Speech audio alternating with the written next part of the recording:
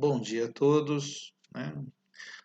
Estamos aí para a segunda aula desse período de revisão para o vestibular, ok? Então, vou falar um pouquinho hoje sobre funções. Dá uma olhada aí primeiro. Vamos lá, pares ordenados. Então, o que são pares ordenados? Então, a cada par de elementos, perdão, x e y, a gente pode associar um par ordenado. Então, de novo, par, então dois elementos, tá? Ordenado, né? Vai ter uma ordem, sempre primeiro x, depois o y aí, nesse exemplo, tá ok? Vamos lá? Então, de tal modo que se x1, y1 for igual a x2, y2, né? Isso implica que o valor de x1 é igual ao valor de x2 e o valor de y1 tem o mesmo valor de y2, certo? Então, existe uma ordem, né? Então, primeiro elemento, segundo elemento, ok? Eles serão iguais somente se o primeiro elemento de um par ordenado for igual ao primeiro elemento do segundo par ordenado, o segundo elemento do primeiro par ordenado for igual ao segundo elemento do segundo par ordenado, tá ok? Se x e y são números reais, representaremos o par ordenado pelo ponto P do plano cartesiano que possui a abscissa x e a ordenada y. Então, se x e y forem números reais, esse elemento aqui eu vou chamar de abscissa, esse aqui de ordenado. Então, o primeiro elemento é abscissa, segundo elemento é ordenado. Vamos dar um exemplo? Olha lá. Temos o plano cartesiano aqui, eixo das abscissas, eixo das ordenadas. Primeiro par ordenado 3 e 2, está aqui. Abscissa é 3, ordenada é 2, par ordenado 3 e 2. Par ordenado 2 e 3, abscissa é 2, ordenada é 3, par ordenado 2 e 3. Então, temos aqui dois pontos. Percebam que esse par ordenado é diferente desse par ordenado, certo? Apesar de terem os mesmos elementos, né, 2 e 3, só que aqui o 3 é abscissa e o 2 é ordenado, aqui o 2 é abscissa e o 3 é ordenado. Ok? Produto cartesiano. Vamos definir o que é um produto cartesiano entre dois conjuntos. Então, sejam A e B conjuntos não vazios. Produto cartesiano de A por B é o conjunto dos pares ordenados, né? Então, produto cartesiano, né, é um conjunto de pares ordenados. Então, produto cartesiano de A por B vai ser o conjunto dos pares ordenados x e y, onde x está em A e y está em B. Então, produto cartesiano de A por B, então, ou A cartesiano B, é o conjunto de todos os pares ordenados x e y, onde x pertence a A e y pertence a B. Vou pegar um exemplo.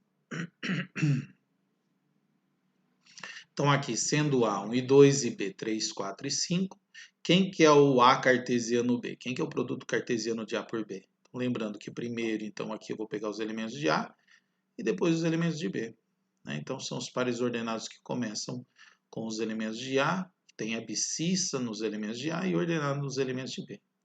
Então, as abscissas serão 1 e 2. Então, estão aqui, né, as abscissas. Como o B tem 3 elementos, para cada abscissa de A, eu vou ter 3 pares ordenados. Então, 1 e 3, 1 e 4, 1 e 5. Está aqui, par ordenado 1 e 3, par ordenado 1 e 4, par ordenado 1 e 5. Para a abscissa 2, a mesma coisa. Par ordenado 2 e 3, 2 e 4 e 2 e 5. 2, 3, 2, 4 e 2, 5. Agora, e o produto cartesiano de B por A, né? O B cartesiano A. Então, as abscissas agora estão em B, então agora eu tenho 3 abscissas, né? E quantas ordenadas? Para distribuir 2 ordenadas para cada abscissa. Então, 3 e 1 e 3 e 2. Então, aqui 3 e 1, 3 e 2. 4 e 1 e 4 e 2. Aí, ó, 4 e 1 e 4 e 2. E 5 e 1 e 5 e 2. 5 e 1 e 5 e 2. Ok? E fica claro nesse exemplo que nem sempre o produto cartesiano é comutativo, quer dizer, nem sempre A cartesiano B vai ser igual a B cartesiano A. Você pode perceber que esses dois conjuntos são distintos. Então tá aí, essa operação, né, operação de produto cartesiano, não é comutativa, isto é, nem sempre os produtos A cartesiano B e B cartesiano A são iguais, tá ok? A gente vai usar produto cartesiano para definir relação de A em B. Então, dados os conjuntos A e B, chamamos a relação de A em B a qualquer conjunto do produto cartesiano A por B. Então, relação de A em B é qualquer conjunto do produto cartesiano AB. Tá ok? Vamos pegar um exemplo? Então, seja o conjunto A, o conjunto dos elementos menos 2, 1, 0, 1 e 2, e o conjunto B, o conjunto dos reais. E vamos considerar a seguinte relação aqui. Ó. Conjunto, então vou ter os pares ordenados pertencentes ao produto cartesiano de A por B. Percebo que o produto cartesiano AB, ele tem infinitos elementos. Então, para cada elemento de abscissa A, eu posso pegar qualquer elemento do conjunto B. Olha, o conjunto B é o conjunto de todos os elementos, são todos o B é o conjunto dos reais. Certo? Então, aqui eu tenho infinitos elementos aqui, então eu posso fazer infinitos pares ordenados. Só que nesse caso, para essa relação, quais que eu quero? Eu quero relacionar o y com o x quadrado. Certinho? O meu y vai ser quem? É o x quadrado. Então, que elemento dos reais que eu vou pegar? Os elementos que sejam iguais ao x ao quadrado, que é a abscissa ao quadrado.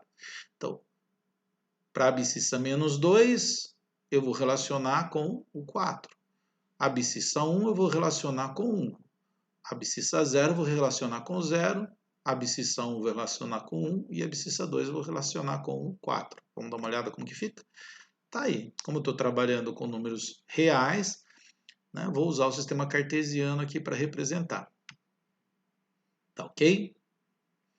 Então, abscissa menos 2 ordenada a 4, abscissa menos 1 ordenada a 1, abscissa 0 ordenada a 0, abscissa 1 ordenada a 1, abscissa 2 ordenada a 4. Então, sempre obedecendo essa relação que está aqui. Tá ok? Um outro exemplo, né? Vou tomar o conjunto A dos elementos 2, 3, 4 e 5, e o elemento B, 1, 2, 3. E vou considerar a seguinte relação. Pegar os pares XY pertencente ao produto cartesiano A por B. Vamos dar uma olhadinha aqui? Eu tenho conjunto A tem 4 elementos, o conjunto B tem 3 elementos. Né? Então, para cada elemento da abscissa, eu vou ter 3 pares ordenados. Sim, aqui no A cartesiano B. Então, o meu A cartesiano B tem 12 elementos. Né?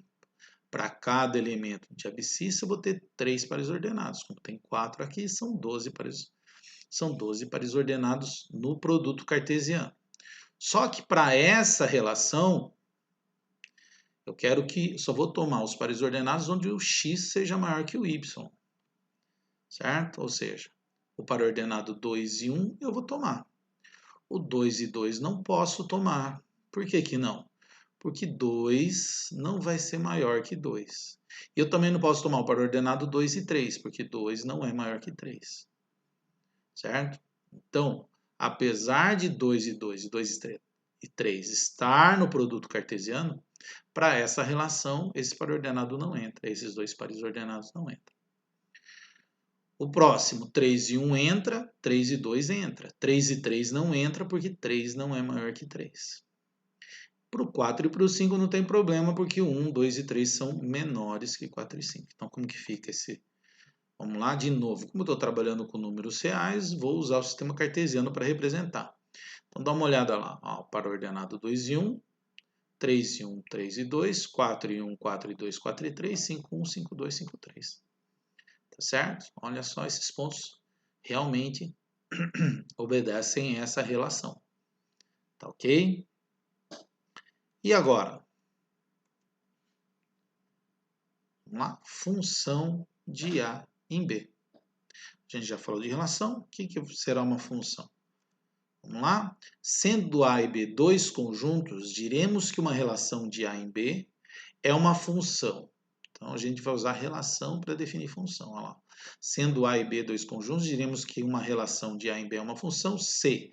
Somente se nessa relação, para cada x em A, tivermos um único y em B. Certo? Então, cada x do meu conjunto A só pode se ligar a um elemento de B. Tá ok? Vamos pegar alguns exemplos aí. Considere os conjuntos, né, A, onde os elementos de A são números inteiros entre menos 2 e 3. Então, menos 2, menos 1, 0, 1, 2 e 3. E B também são números inteiros, variando de menos 1 a 9. Associando a cada elemento de A o seu quadrado em B. Ou seja, menos 2 vai se relacionar com menos 2 ao quadrado, que é 4. Menos 1, menos 1 ao quadrado. E assim sucessivamente até terminar o conjunto A. Podemos então representar a função acima como sendo o conjunto dos pares ordenados x e y, tais que y é igual a x ao quadrado com x em A e y em B. Ok? Então, para cada elemento de A, eu vou associar um único elemento de B, de forma que, né, os elementos de B são os elementos de A ao quadrado. Tá ok? Então, vamos considerar essa outra função aqui dos reais. Nos reais, tal que y seja 2 vezes x mais 3. Sim? Que isso, né? Por exemplo, se o x for 2, a gente tem o y igual a 7. Por quê? 2 vezes 2, 4, mais 3, 7. Então, jogando aqui um valor de x igual a 2, o y vai valer 7. Né? E diremos que 7 é a imagem de 2. Quer dizer, a hora que eu aplico o valor do x aqui, o número 2, eu tenho como resultado o número 7, eu vou chamar esse resultado de imagem do número 2. Pela função f, escreveremos que f de 2 é 7. Tá ok? Da mesma forma, em vez de escrever y igual a 2 vezes x mais 3, a gente pode escrever que f de x é 2 vezes x mais 3. Né? Então, substituindo o x aqui, eu vou conseguir a imagem dele resolvendo essa operação aqui. Ok? Gráfico de uma função. O que é o gráfico de uma função? Então, sejam A e B subconjuntos não vazios dos reais, e seja f uma função definida de A em B. Então, chamamos de gráfico da função f ao conjunto de todos os pontos P, X e Y do plano cartesiano, tais que, se o x pertence a A, o y pertence a B e o y é o f de x. Certo? Então, quem que vai ser esse y aqui? Vai ser a f aplicada em x. Tá ok? Vou pegar uns exemplos aí. Então, aqui. Então, eu tenho uma função dos naturais para os naturais, tal que f de x é o próprio x. Então, quem que é f de 1? É 1. F de 2? 2. F de 3? 3. Vai ter f de meio? Não pode ter f de meio, porque meio não é natural. Só vou poder pegar os números naturais. Certo? Ei, olha lá. Então, 0, 0, 1, 1, 2, 2, 3, 3, 4, 4. Nesse caso aqui, esse número não entra no gráfico dessa função. Por que ele não entra no gráfico da função? Né? Porque menos 1 não é natural. Então, esse ponto aqui... Desculpa. Então, esse ponto aqui não entra no gráfico. Mesma coisa, esse ponto aqui também não. Né? Sim, mesma coisa esse ponto aqui. Então, olha só. Né? O gráfico dessa função dos naturais para os naturais f de x igual a x seriam esses pontos aqui. Certo? É claro que continuaria 5 e 5, 6 e 6, 7 e 7, 8 e 8, né? E assim sucessivamente. Tá bom? Apanhando aqui do software, só um instantinho. Aí. Vamos lá? Um outro exemplo. Agora sim, função dos reais nos reais. Tá? Uma função dos reais nos reais, tal que f de x seja igual a x. A função é a mesma, só que agora eu estou indo dos reais para os reais. Então agora, se eu quiser f de 1, f de 2, f de 3, f de menos 5, consigo calcular. né? A mesma coisa para fração, para os racionais, para os irracionais, certo? Então, f de raiz de 2, eu consigo bonitinho aqui, e a gente sabe, ou né, pelo menos a gente verá que o gráfico vai ser dado mais ou menos por essa linha aqui, certinho? Ok? Domínio, contradomínio e conjunto imagem. Ao considerar uma função definida de A em B, chamamos A e B, respectivamente, de domínio e contradomínio da função. Então, conjunto A, né, se é uma função definida de A em B, o primeiro conjunto é o meu domínio, o segundo conjunto é o meu contradomínio. Ok? Ao conjunto de todas as imagens, chamamos de conjunto imagem. Então, o B é meu contradomínio, né, onde vão estar os resultados da função aplicadas nos elementos de A. Né, e ao conjunto dessas respostas eu vou chamar de conjunto imagem. Ok? O B, então, né, é contradomínio e o conjunto de todas das aplicações em A é o conjunto imagem. Ok? Normalmente, normalmente não, né? Com certeza o conjunto de imagem é sempre subconjunto de B, tá ok? Então, o conjunto de imagem é sempre subconjunto do contradomínio, podendo ser igual, tá ok? Crescimento de uma função. Então, vamos definir o que é uma função crescente, decrescente, constante. Então, seja f uma função cujo domínio é A, o A é um subconjunto dos reais, e cujo contradomínio é B, B também é um subconjunto dos reais. Então, diremos que f é uma função crescente em um certo conjunto I e subconjunto de A, se e só se. Né? Se eu tomar um x1 maior que o x2, isso implica que o f aplicado em x1 vai ser maior que o f aplicado em x2. Né? Sempre que o x1 e x2 estiverem nesse intervalo aqui. Então, vou falar que a função é crescente no intervalo I, né? Sempre que, se x1 for maior que x2, isso implicar que f de x1 é maior que f de x2. Então, f é uma função decrescente num certo intervalo, num certo conjunto I, o I contido em A, C e só C. Sempre que o x1 for maior que o x2, isso implica que o f de x1 é menor que o f de x2 nesse intervalo. Né? Dizendo que, sempre lembrando que x1 e x2 pertencem ao intervalo. Então, uma função é decrescente quando? Se eu pego um x1 maior que x2 e aplico na função, o f de x1 vai ser menor que o f de x2. Então, função crescente, aumenta o x, aumenta o y. Né? Aumenta o x, aumenta o f de x. Função decrescente, aumenta o x, diminui o f de x. Aumenta o x, diminui o y. Tá ok? E uma função é constante num conjunto I, né, num certo intervalo,